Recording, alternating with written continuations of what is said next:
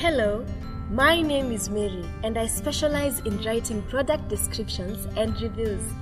I took interest in writing about products when I realized the power of SEL language as well as the tricks most successful online shops like Amazon use. Although they all have different styles, the core intention remains the same: to drive sales.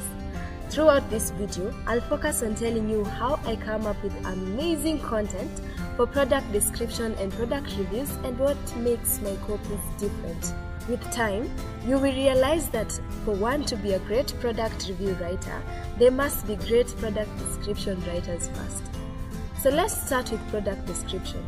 The key intention of a product description is to convert a casual browser to a loyal customer. So how do I do that? The most important element that covers the entire work is choosing the right words. They should be honest, as lack of it may affect your credibility. I don't use words such as 100% anything unless I am 110% sure. Neither do I use deceptive words such as saying that a product is free when in fact it isn't. I use words like you when permitted to. This makes the reader feel the experience and creates a sense of intimacy, therefore making it personal. I stick to the brand's tone and language. You obviously have a way you communicate with your audience. In as much as I am a new voice, I conform with your brand's style. The next element involves using natural language and tone. This is what makes a writer great or bad. The words and phrases I choose reflect on the audience. I make simple sentences that sound natural. Customers need to relate with the content. I use a tone that reminds the target audience that I am human as they are and not a computer generating words. One important element I ensure is that I solve problems by focusing on product benefits. This is very key. No one buys a product because you said so. They buy because it solves their problem. I therefore highlight the key benefits and then proceed to give details on how the features solve their problems.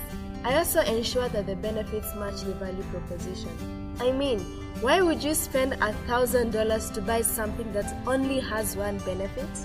Since the goal is to provide the customer with enough information, I ensure I do so exhaustively.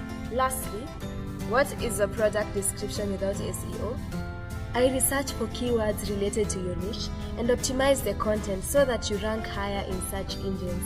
It is worth noting that in both product description and reviews, I make the content easy to scan since people have a short attention span, which is why I made this video as short as I could. I therefore use bullet points where possible as well as subheadings. Having said that, let's have a look at how I go about writing product reviews. A product review is supposed to be in-depth, focusing on both the benefits and the drawbacks. Most clients ask me, "But Mary, why would I tell people about the flaws of my product?" My answer is always simple: credibility. Remember that the reason people read reviews is for social proof. As much as they want pros, they also need to know cons. It makes your review authentic. Before I write any review, I consider the most common reasons why people look for product reviews in the first place. 1. They want to know the good and the bad of a product. 2. They want to know if the product suits them. 3. What is the quality of the product? 4. Is it worth buying and why? Lastly, are there any alternatives? After considering all that, I get into writing it in 5 simple steps. Step number 1 is feature detailing.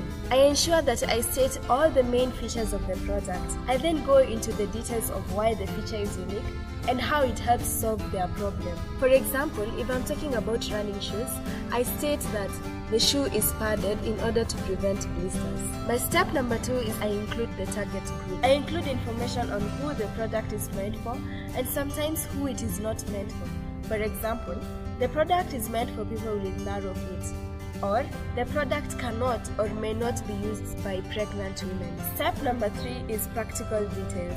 Here, I cover things such as price, where to get the product, the specs, guarantee, shipping information, and so forth. Step number 4 is I provide the pros and cons list. This is where I use bullet points to give a list of the pros and the cons of a product.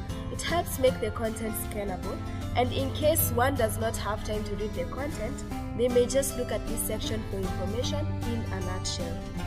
Step number 5 is the frequently asked question.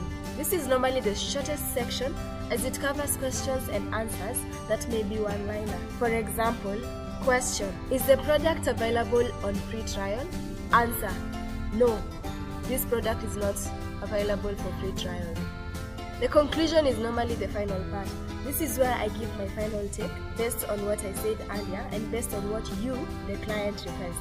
Sometimes I may put information on a selection guide, but that depends on the client. Having said that, I believe that creating content for you will help drive sales, maintain or increase your credibility, as well as help the audience learn more. I am ready to work for you. Are you?